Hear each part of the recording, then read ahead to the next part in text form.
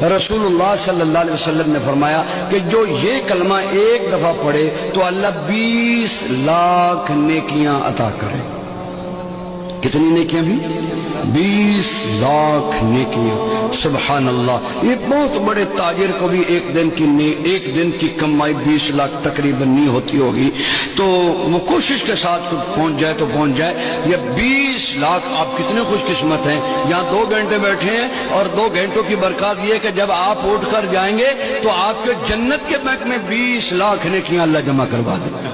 وہ کلمہ کیا ہے؟ سارے پڑھیں، بسم اللہ الرحمن الرحیم، لا الہ الا اللہ وحدہ لا شریک لہ احدا صمدا لم یلد ولم یولد ولم یکن لہ کفوا احد۔